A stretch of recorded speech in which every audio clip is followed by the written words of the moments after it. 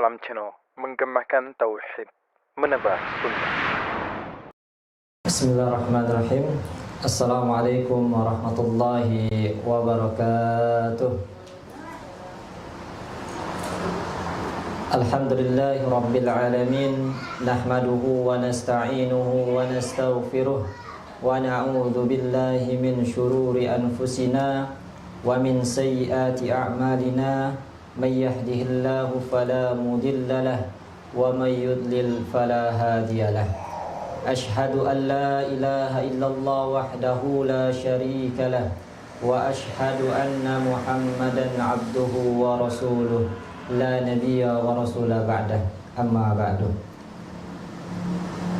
Hadirin wal hadirat, ibu-ibu yang dimuliakan oleh Allah Subhanahu wa taala, puji syukur marilah kita panjatkan atas kehadiran Allah Subhanahu wa taala, yang mana Allah Subhanahu wa taala senantiasa memberikan kita berbagai macam kenikmatan, baik kenikmatan kesehatan, nikmat kesempatan, dan terlebih lagi nikmat iman, hidayahnya dan Islam.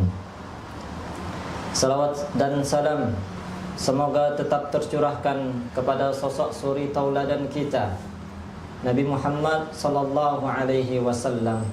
Berkat jerih payah perjuangan beliaulah sehingga kita dapat merasakan halawatul iman, manisnya beriman. Hadirin wal hadirat yang dimuliakan oleh Allah Subhanahu wa taala, pada hari ini insyaallah kita akan memasuki hadis yang ketiga dari hadis Arba'in An-Nawawi. Hadis ini merupakan tentang rukun-rukun Islam, pondasi-pondasi Islam. Dengannya kita dianggap Islam, dan tidak dengannya maka kita tidak dianggap Islam. Hadirin wal hadirat yang dimuliakan oleh Allah Subhanahu wa taala, hadis ini kita akan bacakan an Abi Abdurrahman Abdullah ibnu Umar ibnu Khattab radhiyallahu anhuma qala sami'tu Rasulullah sallallahu alaihi wasallam yaqul buniyal islamu ala khamsin syahadatu an la ilaha illallah wa anna Muhammadan Rasulullah wa iqamis salati wa ita'iz zakati wa hajjul baiti wa saumi Ramadan. Dari Abi Abdurrahman Abdullah ibnu Umar ibnu Khattab radhiyallahu anhuma, semoga Allah meridai keduanya.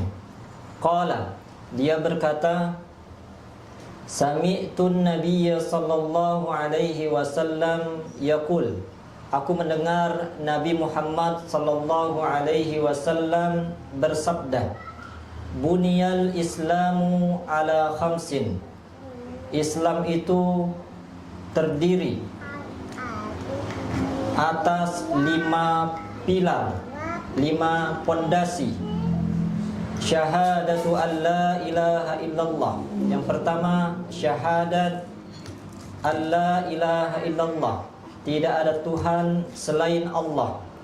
Wa anna Muhammadan Rasulullah, dan Muhammad adalah utusan Allah. Wa iqamis salah, mendirikan salat.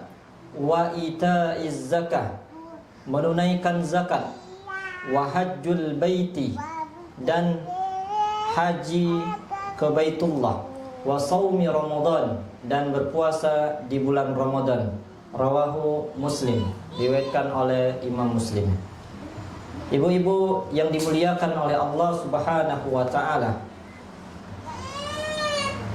hadis ini berbicara tentang rukun Islam. Rukun Islam itu terdiri dari 5 pilar, 5 pondasi, dan ibarat sebuah bangunan. Apabila ada salah satu dari 5 pilar tersebut yang roboh, yang tidak kokoh, maka bangunan itu dikhawatirkan akan rubuh. Begitupun juga dengan Islaman ini.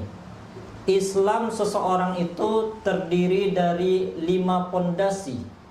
Dan yang paling penting kata para ulama adalah pondasi yang pertama, yaitu syahadat alla ilaha illallah, persaksian tidak ada Tuhan selain Allah dan Nabi Muhammad adalah utusan Allah.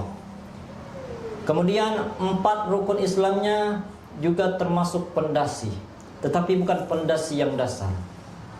Namun apabila ada salah satu pondasi yang tidak utuh, bagaikan sebuah bangunan, apabila ibu-ibu sekalian tinggal di suatu bangunan yang terdiri dari 5 pondasi, dan salah satu pilar tersebut, salah satu tiang dari bangunan tersebut mau rubuh atau runtuh atau tidak kokoh tiangnya, bagaimana ibu-ibu? Apakah bisa tenang di dalam rumah tersebut? Apakah bisa tidur nyenyak di dalam rumah tersebut? Begitulah juga gambaran pondasi keislaman kita. Apabila 5-limanya kuat, kokoh, maka keislaman seseorang akan bagus. Dan sebaliknya, apabila 5 pondasi atau salah satu dari pondasi tersebut roboh atau tidak kokoh, maka dikhawatirkan bangunan Islam seseorang akan roboh. Ibu-ibu yang dimuliakan oleh Allah Subhanahu wa taala, betapa pentingnya pondasi atau rukun Islam pada diri seseorang. Bahkan Rasulullah Shallallahu Alaihi Wasallam ada menyebutkan amalan-amalan yang penting, amalan-amalan yang urgen, namun tidak masuk di dalam rukun Islam. Kenapa demikian? Syekh Ibnu At-Taimiyah rahimahullah pernah mengatakan bahwasanya mengapa ada amalan-amalan yang penting, yang urgen tetapi tidak masuk di dalam rukun Islam, seperti jihad, kemudian amar ma'ruf dan nahi mungkar. Itu adalah amalan yang penting tetapi tidak masuk di dalam rukun Islam. Maka beliau mengatakan bahwasanya rukun Islam termasuk ibadah mahdhah, ibadah yang tanpa sebab. Sedangkan ibadah-ibadah yang disebutkan 3 tadi, maka dia bukan termasuk dari ibadah mahdhah, yang artinya dilakukan ketika ada hajat, dilakukan ketika ada keperluan. Dan di antara amalan-amalan yang penting namun bukan termasuk dari rukun Islam, yang pertama adalah jihad. Jihad merupakan amalan yang besar, pahala yang besar di sisi Allah Subhanahu wa taala. Nabi Muhammad sallallahu alaihi wasallam bersabda, "Ra'sul amri al-Islam wa 'amuduhu as-shalah wa zirwatu sanamihi al-jihad." Pokok segala urusan adalah Islam, wa 'amuduhu as-shalah, dan tiangnya adalah salat, wa zirwatu sanamihi al-jihad, dan puncak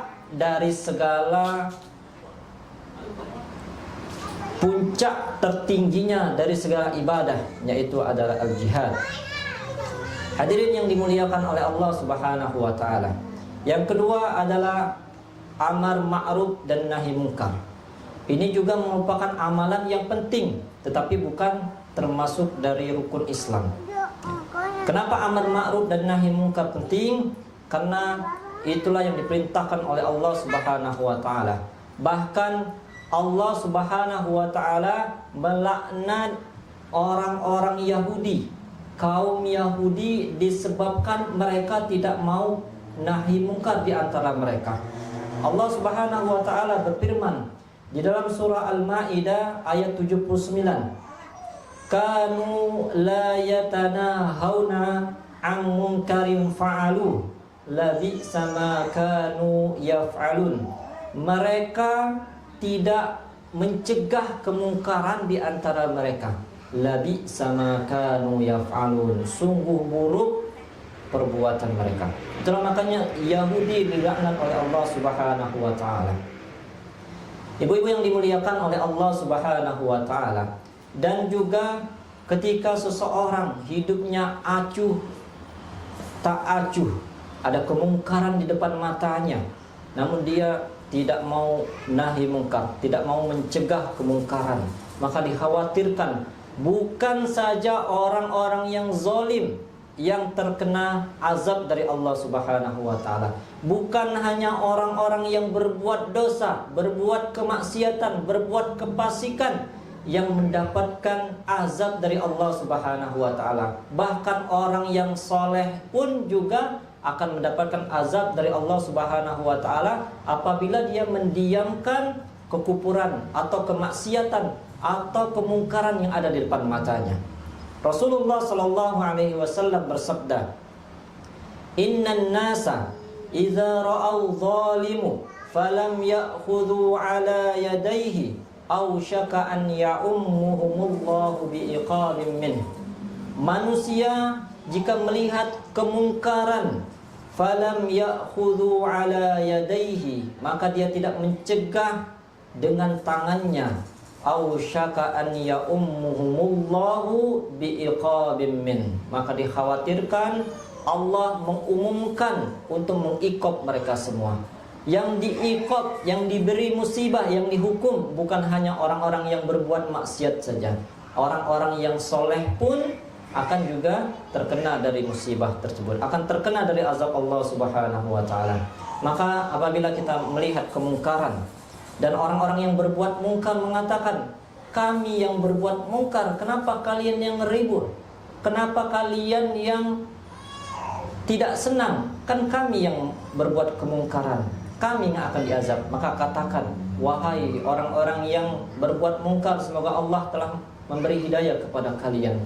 Kalau kalian berbuat mungkar, berbuat kefasikan, berbuat kezaliman, bukan hanya kalian saja yang akan diazab oleh Allah Subhanahu wa taala, namun orang-orang yang soleh pun akan juga diazab oleh Allah Subhanahu wa taala apabila dia mendiamkan kemungkaran ada di depan matanya." Makanya kemungkaran merajalela bukan karena tidak adanya orang yang baik, tapi karena diamnya orang-orang yang baik, yang tidak mau mencegah kemungkaran, acuh dia terhadap kemungkaran yang ada di depan matanya. Hadirin yang dimuliakan oleh Allah Subhanahu wa taala. Kemudian perkara yang penting yang bukan termasuk dari rukun Islam, yaitu dakwah. Dakwah juga merupakan perkara yang penting, tapi bukan juga termasuk dari rukun Islam. Saking pentingnya Rasulullah sallallahu alaihi wasallam mengatakan, "Ballighu anni walau ayat," sampaikanlah dari diriku walaupun hanya satu ayat pun atau satu hadis pun, ya. Di dalam hadis lain Rasulullah memotivasi orang-orang yang menghafal hadis dan menyampaikannya kepada orang lain. Rasulullah sallallahu alaihi wasallam bersabda, "Naddarallahu imra'an sami'a maqalati fawa'aha fa'addaha kama sami'aha." Sesungguhnya Allah Subhanahu wa taala memutihkan wajah seseorang, memberikan kecerahan wajah seseorang apabila ia menghafalkan hadis dan memahaminya, fa'addaha kama sami'aha, dan dia menyampaikan hadis tersebut sebagaimana ia mendengarkan hadis tersebut. Kemudian juga Rasulullah memotivasi orang-orang yang mengajak kepada kebaikan. Rasulullah mengatakan, "Man dalla ala khairin falahu mislu ajri fa'ilihi." Barang siapa yang menunjukkan satu kebaikan, maka dia mendapatkan pahala orang yang mengerjakannya tersebut. Dan juga banyak sekali ayat-ayat Allah Subhanahu wa taala berbicara tentang pentingnya berdakwah, pentingnya mengajak kepada kebaikan. Di antaranya Allah Subhanahu wa taala berfirman, "Kuntum khaira ummatin ukhrijat lin-nasi ta'muruna bil ma'ruf wa tanhauna 'anil munkari wa tu'minuna billah." Engkau adalah umat yang terbaik, ta'muruna bil ma'ruf, ketika kalian beramar ma'ruf, wa tanhauna 'anil munkar, dan mencegah kepada kemungkaran, wa tu'minuna billah, dan beriman kepada Allah Subhanahu wa taala. Hadirin yang dimuliakan oleh Allah Subhanahu wa taala. Itulah 3 amalan yang mana itu adalah amalan yang penting tetapi bukan amalan yang rukun, bukan rukun termasuk dari rukun Islam. Adapun rukun Islam maka dia adalah lebih penting dari amalan-amalan tersebut. Apabila salah satunya tidak ada di dalam diri seseorang, maka dikhawatirkan bangunan Islamnya tidak kokoh.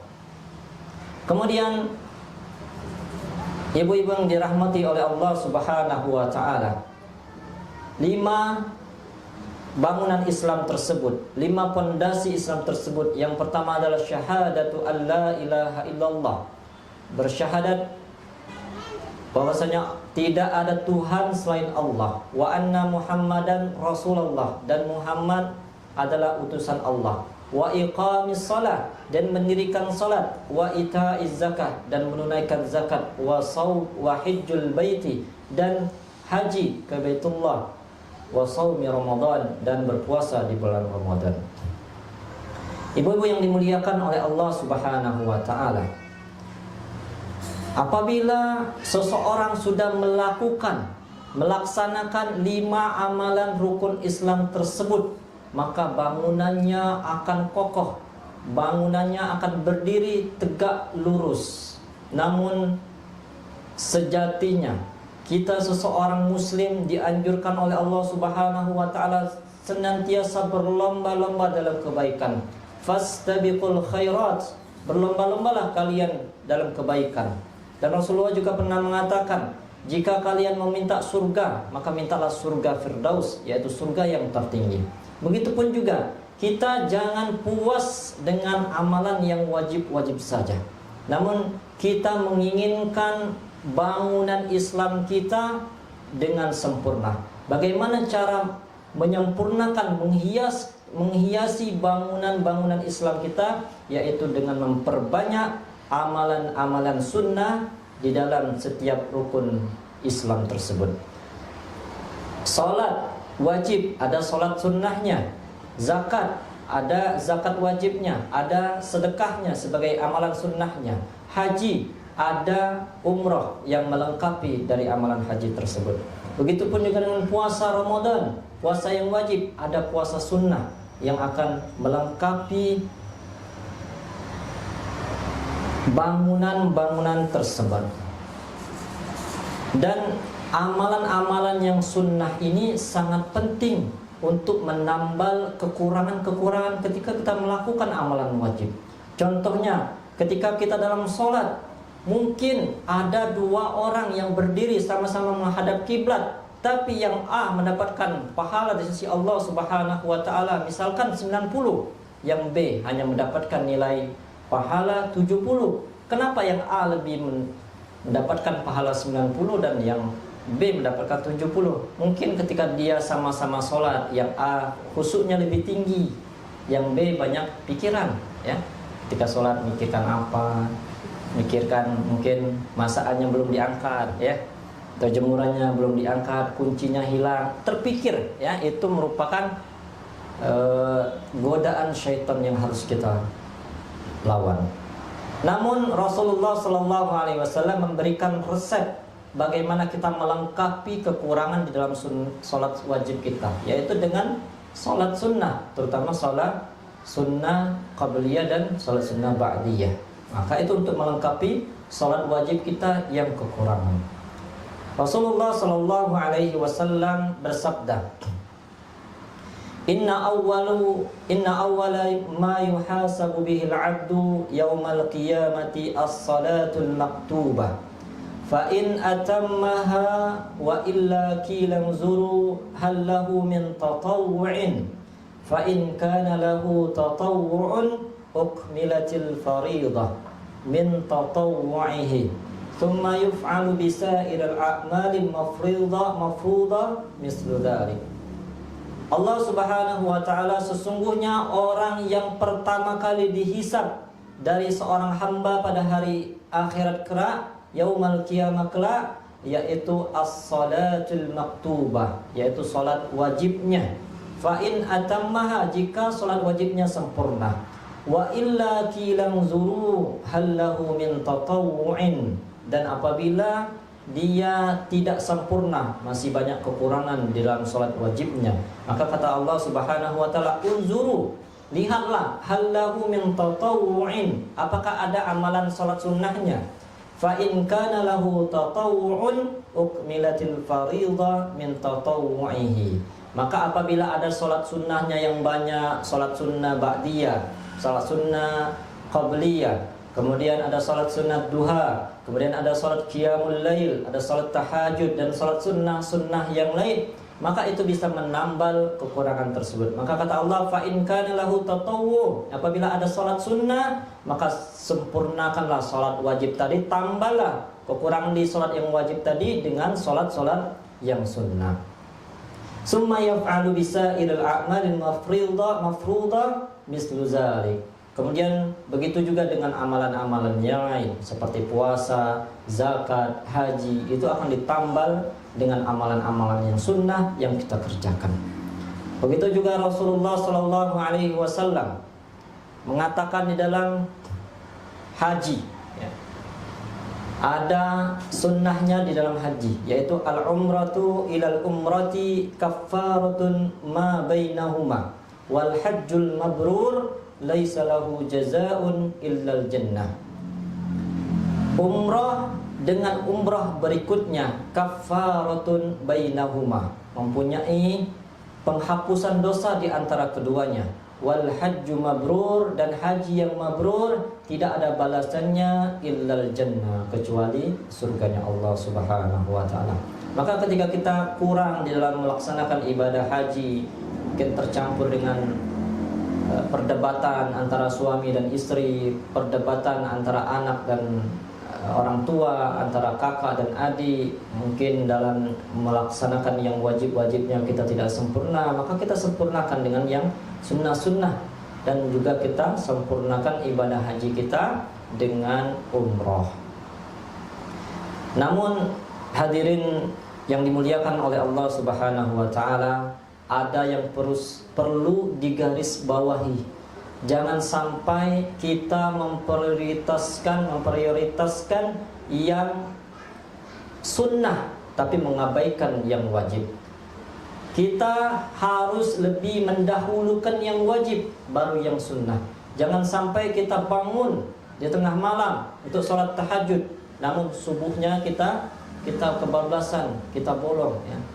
Itu juga merupakan dari godaan syaitan. Jadi kita terlalu semangat untuk melaksanakan yang sunnah tetapi meninggalkan yang wajib.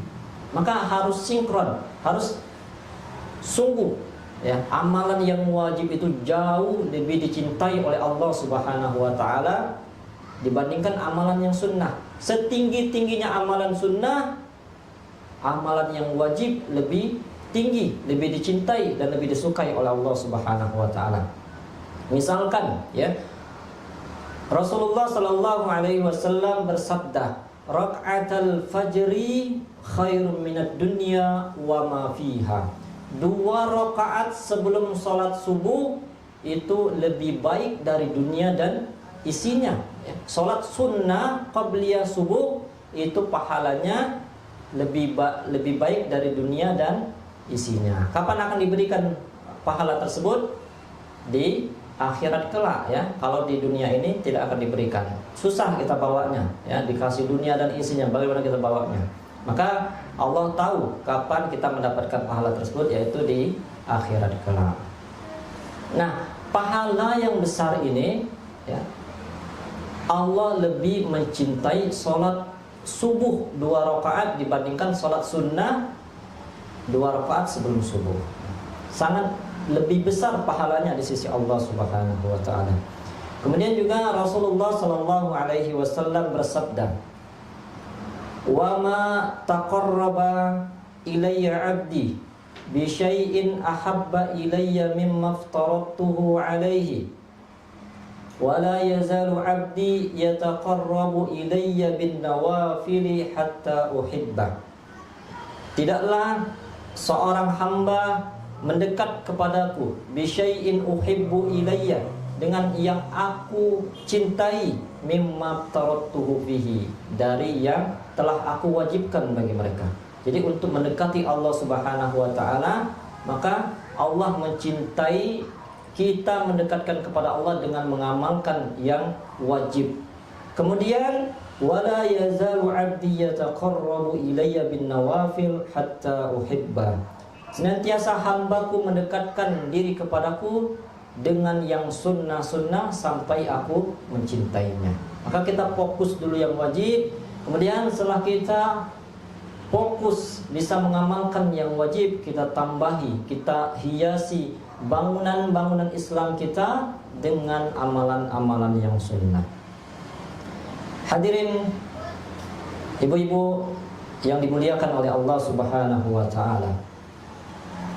Rukun Islam terdiri dari 5 rukun. Yang pertama syahadat, asyhadu an la ilaha illallah wa anna Muhammadan Rasulullah.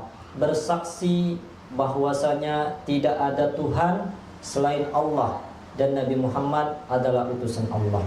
Yang pertama harus kita garis bawahi, yaitu kita mengikrarkan dengan sepenuh hati bahwasanya tidak ada Tuhan selain Allah yang berhak disembah kecuali Allah Subhanahu wa taala, dan Muhammad adalah utusan Allah Subhanahu wa taala.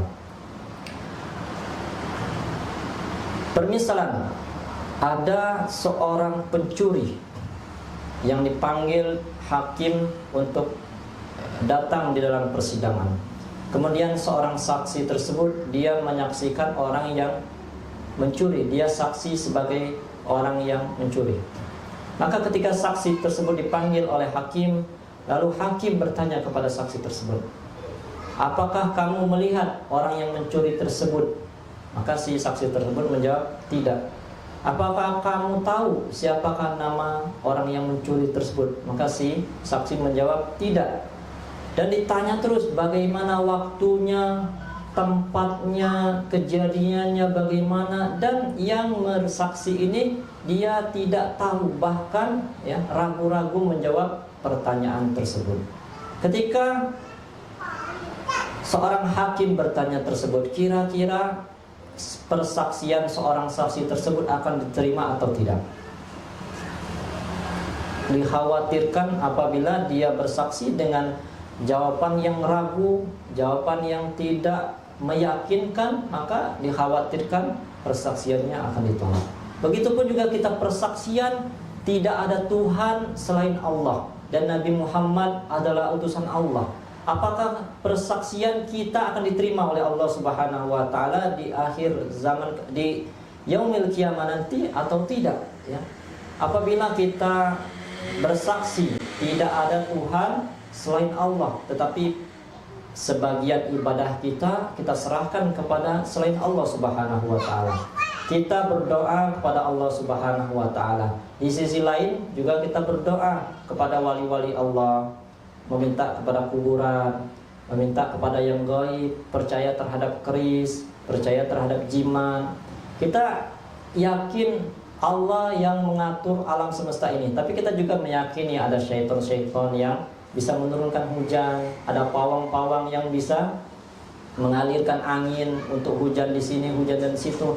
Apakah keyakinan-keyakinan ini bisa diterima oleh Allah Subhanahu wa taala apabila hati kita, akidah kita masih bercampur baur dengan kesyirikan? Ibadah itu ya, ketika kita tauhid kepada Allah Subhanahu wa taala, ada 3 tauhid yang kita harus serahkan hanya semata-mata kepada Allah Subhanahu wa taala. Yang pertama tauhid rububiyah. Apa tauhid rububiyah itu? Kita meyakini bahwasanya Allah Subhanahu wa taala yang mengatur seluruh alam ini tanpa ada bantuan malaikat, tanpa ada bantuan jin. Allah bisa sendiri semuanya. Allah yang menurunkan hujan, Allah yang menghidupkan, Allah yang mematikan, Allah yang berilmu. Itu namanya tauhid rububiyah. Jangan ada sampai kita berkeyakinan ada kekuatan lain yang mengatur alam ini selain kekuatan Allah Subhanahu wa taala. Maka sekarang harus yakin ya, tidak boleh takut lagi dengan jin ya. tidak boleh lagi takut dengan hantu, tidak boleh lagi takut dengan rumah yang angker, ya, karena itu tidak ada kekuatan sedikit pun kecuali Allah Subhanahu wa taala menghendaki. Kemudian tauhid uluhiyah. Apa tauhid uluhiyah itu? Kita semata-mata menyerahkan ibadah kita hanya kepada Allah Subhanahu wa taala. Apa macam-macam ibadah itu? Ibadah itu sangat banyak, di antaranya salat, berdoa. Kita berdoa seutuhnya kepada Allah Subhanahu wa taala. Kita jangan meminta kepada selain Allah, meminta kepada dukun, ya, meminta kepada paranormal, meminta kepada kiai, ya, meminta kepada kiai yang sifatnya kiai itu tidak mampu, ya. Misalkan meminta untuk diramalkan, ya, atau meminta diramalkan barang yang hilang, atau kita meminta kepada orang yang mati. Orang mati jangankan dia bisa membantu kita, dianya sendiri pun harus menyesali mungkin, ya, dengan perbuatan-perbuatan selama di dunia. Maka keyakinan ibadah, ya, termasuk juga menyembelih hewan diniatkan karena Allah Subhanahu wa taala. Tidak boleh menyembelih hewan ayam hitam misalkan, ya, diminta oleh dukun si A, dukun si B untuk disembelih, maka kita ikutin. Maka kita menyerahkan sebagian ibadah kita bukan kepada Allah Subhanahu wa taala. Kemudian rasa takut kita, rasa berharap kita, rasa khauf, ya, roja, berharap, takut, itu semata-mata harus diserahkan kepada Allah Subhanahu wa taala. Kemudian tauhid selanjutnya tauhid asma wa sifat, yaitu kita meyakini nama-nama Allah yang husna, yang bagus, ya. Asmaul husna, 99 nama Allah yang bagus. Di antaranya ada Allah Maha Besar, Allah Maha Pengampun, Allah Maha Berilmu, Allah Maha Melihat. Maka kita meyakini hal-hal tersebut. Kemudian ibu-ibu yang dimuliakan oleh Allah Subhanahu wa taala, maka apabila kita sudah menegakkan pondasi persaksian tersebut, maka kita akan yakin, ya, yakin akan Allah Subhanahu wa taala, dan juga kita tidak akan ragu-ragu lagi menjawab pertanyaan, karena nanti pada alam kubur kelak, di alam barzah kelak akan datang dua malaikat yang akan menanyai, ya. Rasulullah sallallahu alaihi wasallam bersabda, fatu'adu ruhuhu fi jasadihi fayatihi malakan, ya. Pada di alam barzah kelak, sebelum orang meninggal, maka akan turun dulu dua malaikat, akan turun dulu malaikat. Allah Subhanahu wa taala berfirman, innal ladzina qalu rabbunallahu tsumma istaqamu tatanazzalu alaihimul malaikatu alla takhafu wa la tahzanu wa abshiru bil jannati allati kuntum tu'adun, ya. Orang-orang yang istiqamah, orang-orang yang mengatakan Rabbunallah, Tuhan kami adalah Allah, summastaqamu, dia istiqamah, tidak syirik di dalamnya, tidak menyerahkan ibadah sebagian kepada yang selain Allah Subhanahu wa taala, maka tatanazzalu alaihimul malaikatu alla takhafu wa la tahzanu. Maka di akhir hayatnya, ketika dia hendak sakratul maut, turun malaikat menyamperin dia, datang kepada dia seraya berkata, alla takhafu wa la tahzanu, jangan engkau takut dan jangan engkau sedih. Jangan takut apa? Jangan takut terhadap urusan yang di depanmu, yaitu alam akhiratmu, karena engkau akan dijamin masuk surga.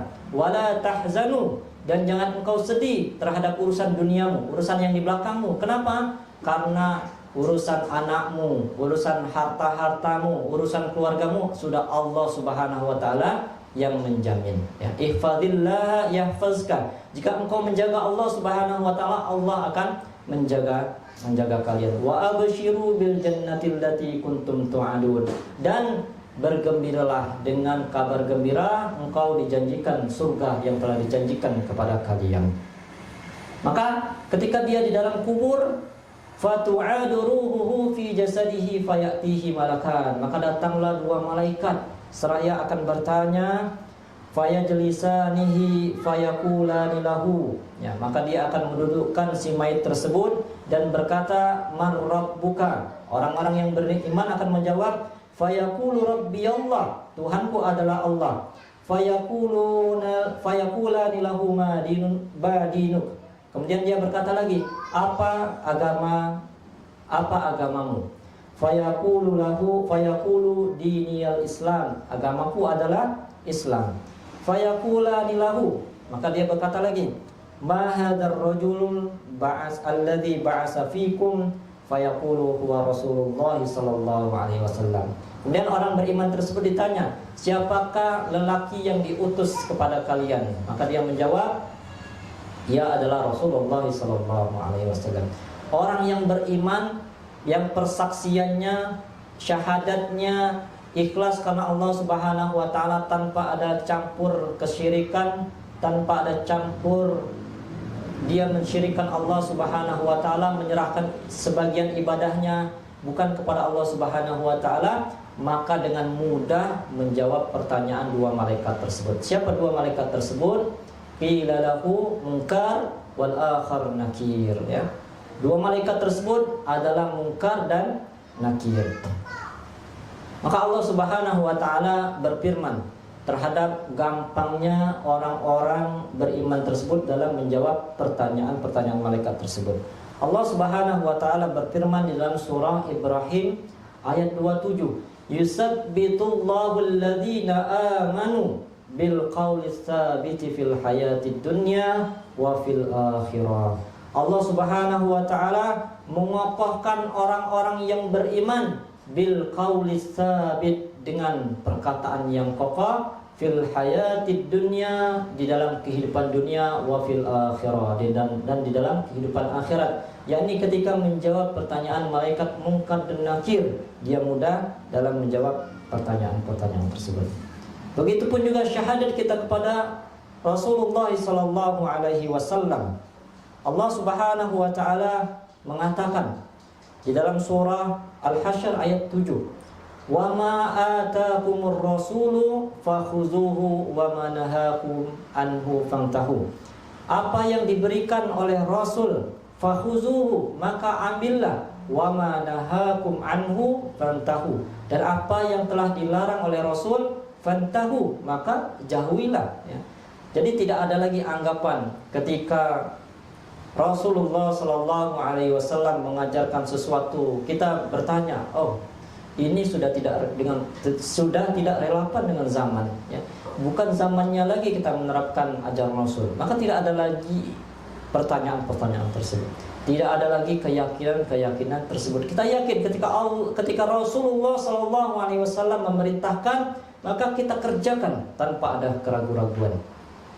Dan sebaliknya, ketika Rasulullah Sallallahu Alaihi Wasallam melarang, tidak ada Rasulullah Sallallahu Alaihi Wasallam mencontohkan amalan tersebut, maka kita dengan seyakin-yakinnya tidak melakukan amalan tersebut. Kenapa? Karena Rasulullah sendiri tidak mencontohkan. Bagaimana kita ingin mengikuti Rasulullah Sallallahu Alaihi Wasallam?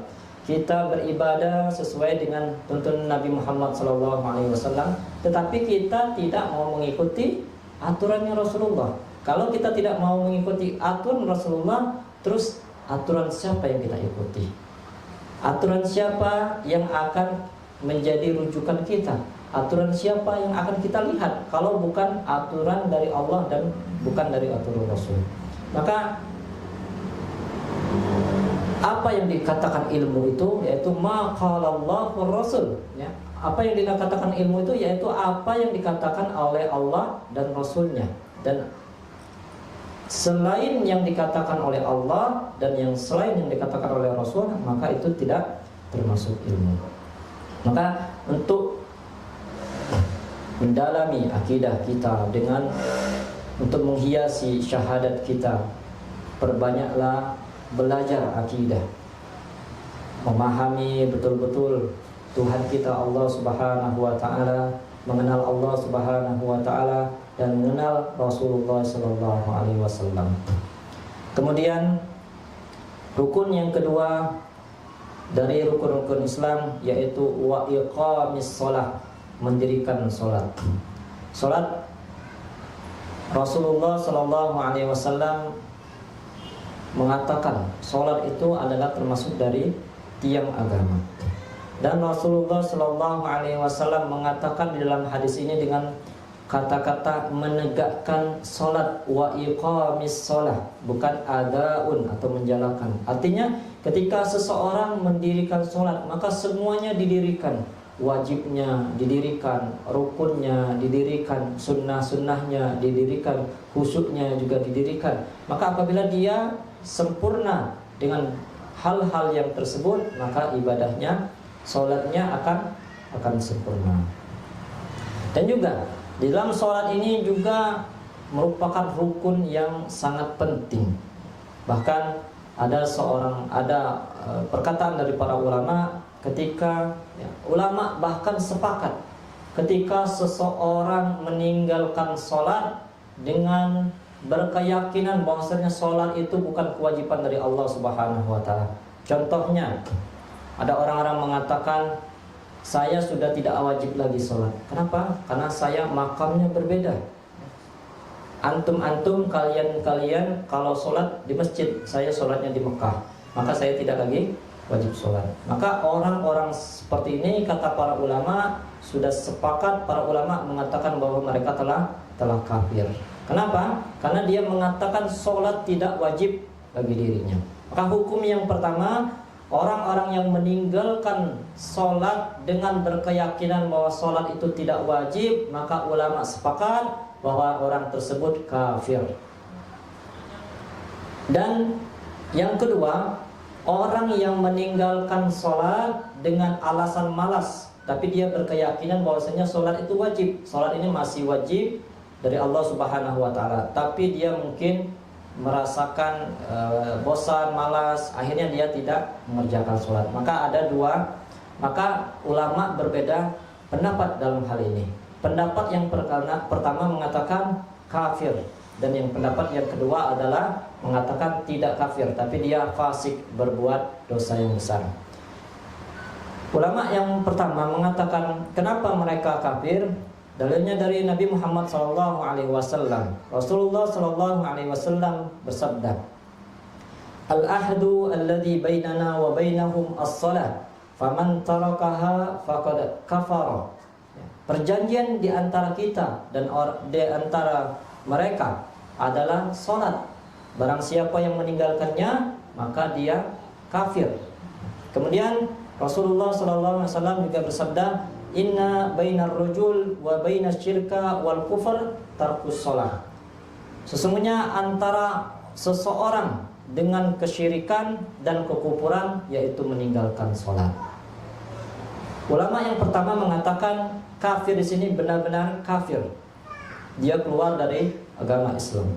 Artinya dia kufur terhadap Allah Subhanahu wa taala. Ulama yang kedua mengatakan makna kafir di sini adalah bukan kafir yang mengeluarkan seseorang dari Islam, tetapi maknanya fasik, yaitu dia melakukan dosa yang besar. Wallahu a'lam, yang mana pendapat yang benar. Namun kita sebagai orang-orang yang beriman kepada Allah Subhanahu wa taala harus benar-benar menjaga jangan sampai kita meninggalkan sholat. Karena ketika dia meninggalkan sholat, maka setidaknya pendapat yang teringan mengatakan bahwasanya dia berbuat fasik, dan berbuat fasik itu sangat besar dosanya di sisi Allah Subhanahu wa taala. Bahkan Allah Subhanahu wa taala sering mengatakan di dalam Al-Qur'an, innallaha la yahdil qaumal fasikin, dan Allah tidak akan memberi hidayah kepada orang-orang yang fasik.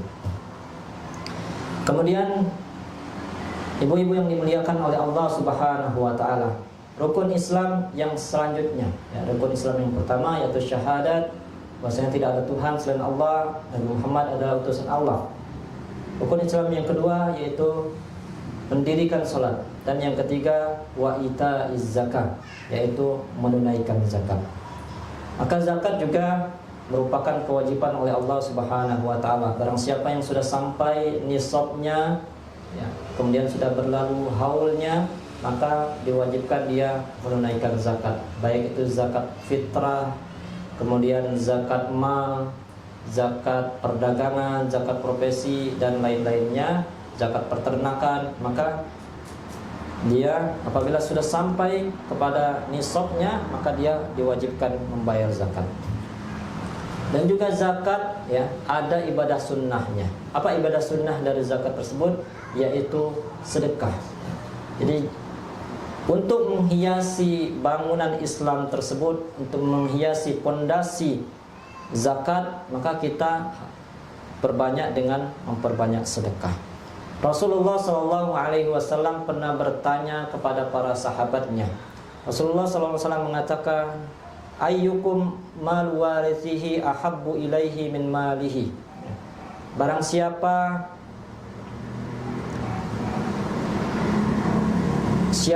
di antara kalian yang harta kalian lebih kalian inginkan untuk ahli waris kalian atau untuk diri kalian? Maka kata para sahabat mengatakan, qalu ya Rasulullah, ma minna ahadun illa maluhu ahabbu ilaihi. Qala fa inna maluhu ma qaddama wa malu warisuhu ma akhara. Maka kata para sahabat, ya Rasulullah, kami semuanya mencintai harta kami. Maka kata Rasulullah, sesungguhnya harta kalian itu adalah harta yang kalian infakkan, ya. Wa malu warisihi, dan harta yang kalian tahan-tahan itu sejatinya itu bukan harta kalian, tetapi harta ahli waris. Harta itu yang milik kita, ya ibu-ibu yang dimuliakan oleh Allah Subhanahu wa taala. Yang milik kita itu hanya ada dua. Apa itu? Harta yang kita pakai, yang kita makan, yang kita belanjakan, itu harta milik kita. Yang kedua adalah harta yang kita sedekahkan, ya. Sedekahkan itu sejatinya walaupun berkurang, ya, secara zahir berkurang, tapi di sisi Allah Subhanahu wa taala akan bertambah, dan itu akan menjadi harta kita nanti di akhirat kelak. Jadi yang benar-benar menjadi harta kita itu adalah apa yang kita makan, apa yang kita pakai, dan apa yang kita sedekahkan. Adapun harta yang kita tahan-tahan, kita tabung-tabung, ya, kita kumpul-kumpulkan, kita masukkan dalam rekening, kita hitung-hitung lagi, ada kekurangan dikit tambah lagi, kita kumpulkan bersusah payah, itu bukan harta kita. Harta siapa itu? Itu ada harta ahli waris kita. Apabila kita mati, apabila kita wafat, kita tidak bawa sepersen pun dari harta tersebut. Yang ada harta tersebut akan dimakan oleh ahli waris kita. Maka apabila kalian, kata Rasulullah SAW, mencintai harta kalian, maka infakkanlah, sedekahkanlah, karena nanti harta itu adalah harta yang kalian infakkan, itulah yang akan menjadi harta kalian. Allah Subhanahu wa taala sangat membenci, ya, orang-orang yang pelit, orang-orang yang kikir, yang menumpuk-numpuk harta. Maka kata Allah Subhanahu wa taala, sayutawwaquna ma bakhilu bihi yaumal qiyamah. Orang-orang yang mengumpulkan harta-harta tersebut, menumpuk-numpuk harta tersebut, enggak mau disedekahkan, padahal ada orang yang membutuhkan di sekitarnya. Padahal ada lembaga-lembaga yang kekurangan, padahal ada masjid-masjid yang memerlukan bantuan, tapi dia enggan, ya. Padahal dia juga sudah cukup, masih dia pengen menumpuk-numpuk lagi hartanya, kurang terus, pengen ini, pengen itu, pengen ini, pengen itu. Maka kata Allah Subhanahu wa taala, sayutawwaquna ma bakhilu bihi yaumal qiyamah. Harta yang mereka kumpulkan tadi, yang mereka pelitkan tadi, akan digantungkan di leher mereka, ya. Bayangkan apabila hartanya banyak senilai bangunan rumah, maka rumah akan dililitkan, ya, diletakkan di leher mereka, sungguh sangat berat. Kemudian ibu-ibu yang dimuliakan oleh Allah Subhanahu wa taala, Rasulullah SAW juga mengatakan, ittaqun nar walau bisyiqqit tamra. Bentengilah diri kalian dari api neraka walaupun hanya satu butir kurma. Sebagai analogi, kita di dunia ini sering, ya, memiliki harta dengan tujuan, umpamanya mobil, ya. Kita mempunyai mobil tujuannya supaya kita terhindar dari debu, membentengi kita dari panas, membentengi kita dari hujan, membentengi kita dari terik matahari. Atau kita juga mempunyai rumah dengan tujuan membentengi kita supaya kita aman, supaya tidak ada maling, supaya kita tenang, supaya kita terhindar dari debu, supaya kita terhindar dari panas, supaya kita terhindar dari hujan. Maka ada hal yang paling penting, yaitu membentengi kita di akhirat kelak, membentengi kita dari api neraka. Apa itu? Yaitu dengan menyedekahkan harta. Kalau kita rela mengeluarkan harta jutaan rupiah, ratusan juta, bahkan puluhan juta untuk membeli rumah, membeli mobil, supaya kita terhindar, untuk membentengi kita dari hal-hal yang kecil yang ada di dunia, maka mengapa kita tidak ridho? Mengapa kita tidak ingin membentengi kita, membentengi diri kita dengan hal-hal yang lebih berat, yaitu api neraka jahanam, membentengi perjalanan yang sangat jauh, membentengi masa yang sangat lama, ya, masanya padang mahsyar tersebut dikatakan ribuan tahun, ya. Kemudian juga pada intinya, ya, hari kiamat itu sangat lama, dan kita harus membentengi diri kita dengan memperbanyak sedekah. Kalau di dunia saja kita pengen membentengi diri kita dengan harta yang kita keluarkan dengan harta yang banyak, maka di akhirat kelak harusnya lebih lagi, ya, kita berani keluarkan harta kita yang banyak untuk membentengi diri kita dari api neraka. Ibu yang dimuliakan oleh Allah Subhanahu wa taala, kemudian rukun yang keempat, wahajjul baiti, yaitu berhaji di jalan Allah Subhanahu wa taala, yaitu berhaji ke Baitullah, ke Mekah. Kemudian haji ini juga merupakan amalan yang besar, ya, amalan yang mulia, amalan yang afdal. Rasulullah sallallahu alaihi wasallam pernah ditanya, "Ayyul amalil afdal?" Amalan apa yang paling mulia, paling afdal? Qala al-imanu billahi wa rasul, yaitu iman kepada Allah dan Rasul.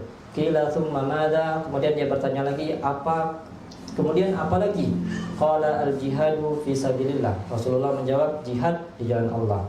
Kemudian qila thumma madza? Summa madza? Kemudian dia berkata lagi, apa lagi? Rasulullah SAW mengatakan, qala hajjum mabrur, yaitu haji yang mabrur. Kemudian yang terakhir yaitu puasa di bulan Ramadan. Puasa Ramadan juga merupakan rukun yang paling penting dan menunjukkan keimanan kita kepada Allah Subhanahu wa taala. Kita rela meninggalkan hal yang primer, ya, hal-hal yang sebenarnya tidak bisa ditinggalkan, seperti makan. Tanpa adanya makan maka kita tidak akan hidup. Tetapi karena lillahi ta'ala, karena berkorban untuk Allah Subhanahu wa ta'ala, kita rela meninggalkan semuanya, meninggalkan minum, meninggalkan syahwat kita untuk bercampur dengan istri, dengan suami. Itu karena kecintaan kita kepada Allah Subhanahu wa ta'ala. Pahalanya sangat besar. Maka kata Allah Subhanahu wa ta'ala, kullu amalin ibnu adam lahu illa siyam. Seluruh amalan anak Adam itu untuknya kecuali puasa. Puasa itu untuk diriku. Fa innahu li wa ana ajziyun bihi, dan puasa itu adalah untukku dan akulah yang akan membalas dari puasa tersebut. Akulah yang akan membalas pahala tersebut. Kalau Allah Subhanahu wa taala membalas, maka Allah tidak akan tanggung-tanggung. Allah tidak akan pikir-pikir. Allah langsung membalas dengan balasan yang banyak. Wallahu a'lam bishawab. Itulah yang dapat kami sampaikan terkait dengan rukun-rukun Islam. Mudah-mudahan bisa dipahami dan bisa diamalkan dalam kehidupan sehari-hari, dan yang paling penting mengamalkan apa yang telah kita pelajari, apa yang telah kita ketahui. Barakallahu fiikum jami'an. Subhanakallahumma wa bihamdika asyhadu an la ilaha illa anta astaghfiruka wa atubu ilaik. Akhirul kalam. Assalamualaikum warahmatullahi wabarakatuh.